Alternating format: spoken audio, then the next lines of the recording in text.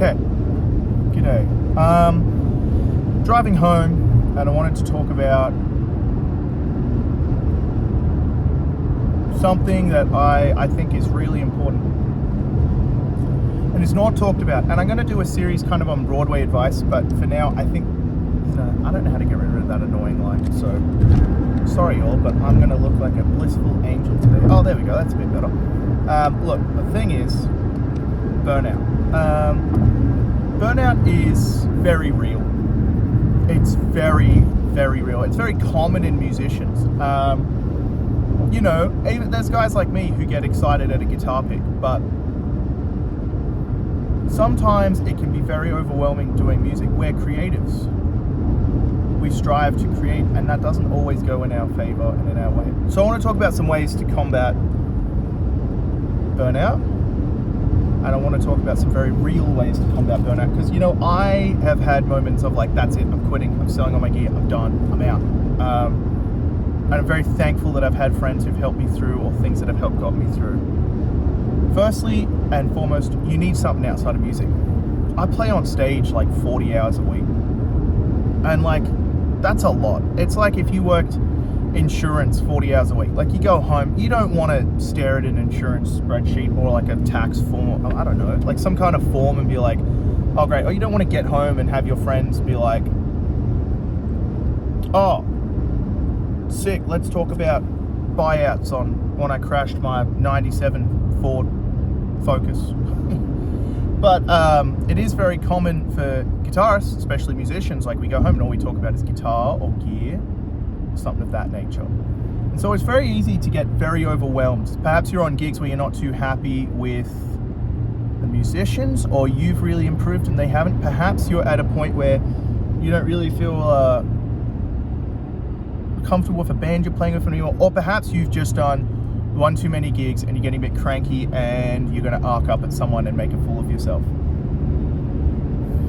You need to get a hobby outside of music.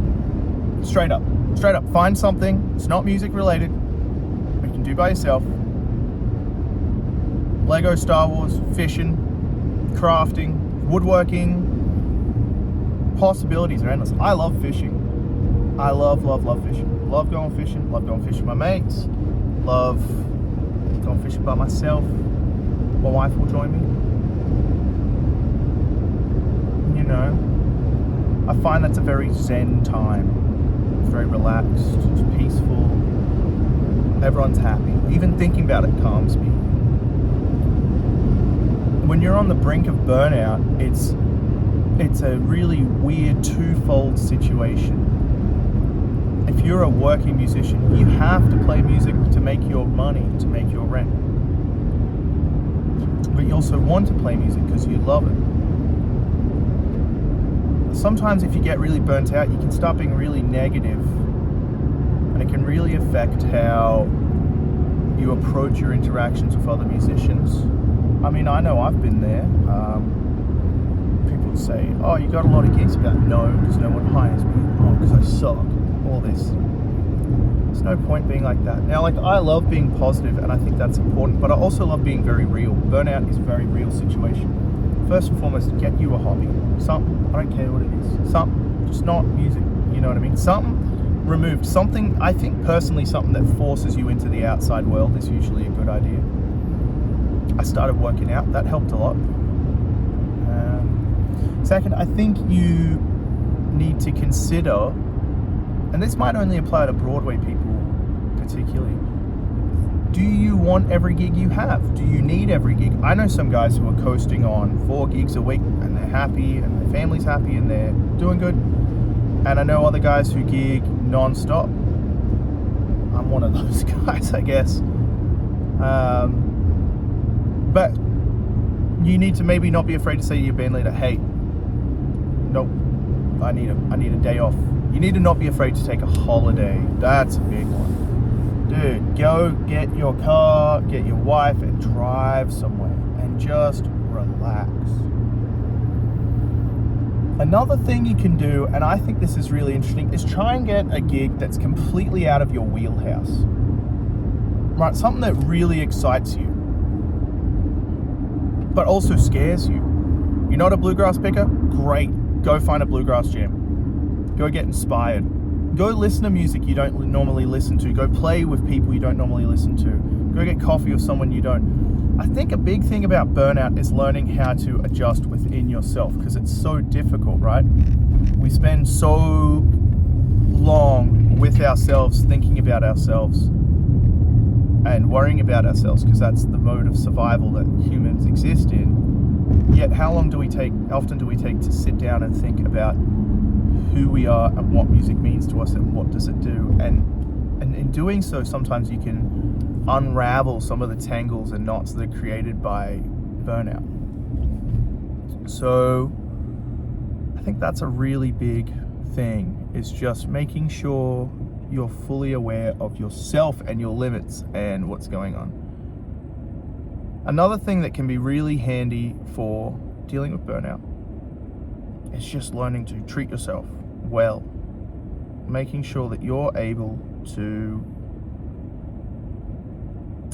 comfortably provide yourself with something that brings you a good amount of dopamine, like a good flood of happy feelings, that isn't necessarily something like just sitting and scrolling on TikTok for 4 hours. And that could be, I don't know, you saved up and maybe you buy a pedal that you're not going to use on gigs, but you get to use it at home and you like that crazy delay or reverb. Or maybe you, I don't know, buy a boat. One of my friends did that. He's always on the boat and I'm like, dude, that's like the dream, is to be buying a boat.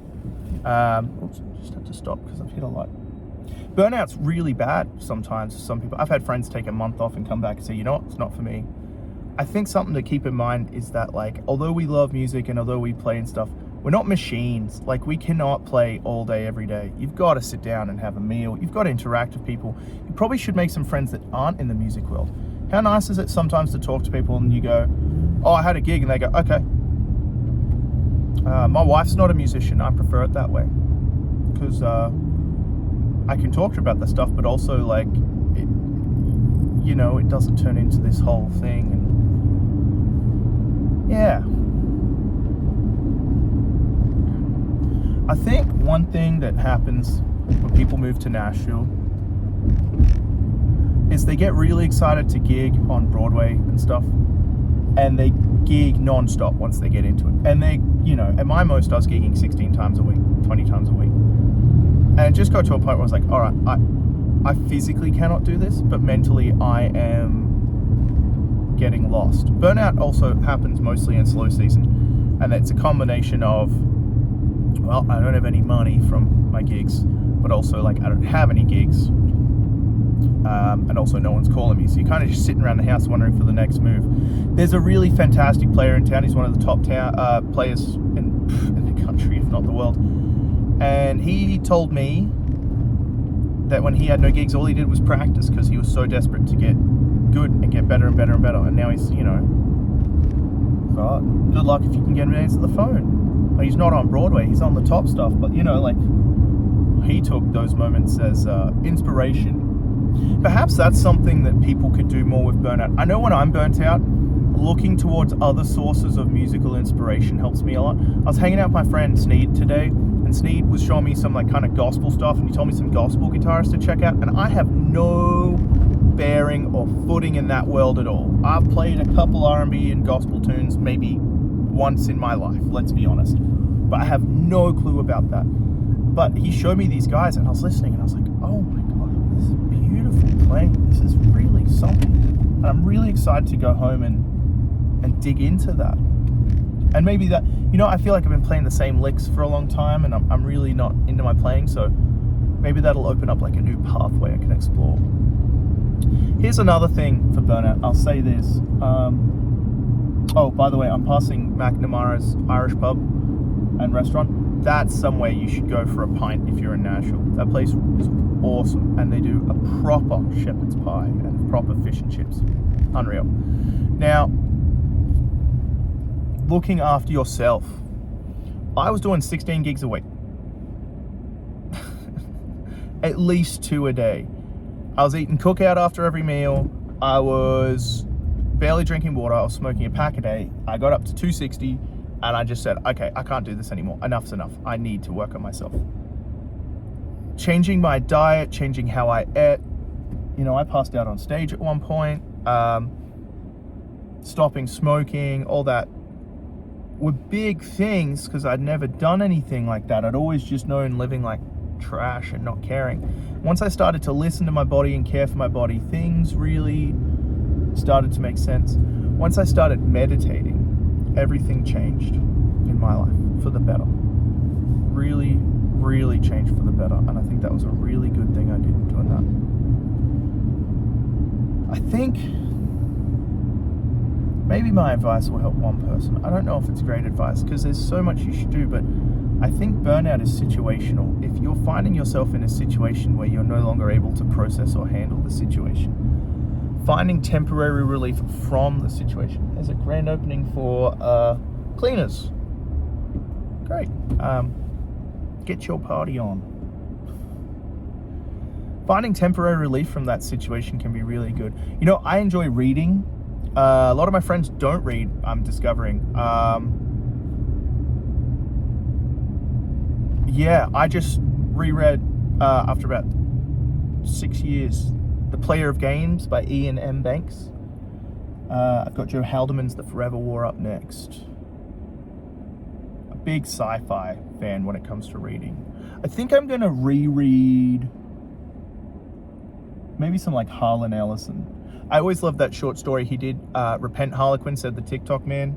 I found that very life-changing in terms of imagining those sorts of worlds, and I'm always writing short little stories that suck, but I have fun creating the characters. There's a hobby of mine, and there's a hobby I've never really told anyone about. I love writing. I love writing short stories. I love writing essays. I'm consistently thinking of essays or things that I can do that just let me escape, and like maybe I'll write an essay on like what it means to be a musician. A lot of times they sneakily find their way into these videos when I start kind of getting on my woo-woo, little thinking deep thing. Anyway, I'm just talking, but people seem to enjoy me just talking. I don't know why. I feel very self-conscious about it. Someone was like, my friend Scooter. I ran into Scooter. I love you, Scooter. When you see this, I love you. I'm sorry you caught me. I was running around and I was on no sleep, and I got all these bills I got to pay, and I was just very stressed when I ran into Scooter. But I love Scooter. I love you. Very happy I ran into you. Scooter was like, I watched a couple of your videos, and I was like, nope, don't tell me that. But it made my whole damn day because that was really sweet. So yeah, look, I'm gonna go for a walk while it's sunny out and shake off the day and get ready, and yeah. All right, everyone, have a good one. Cheers.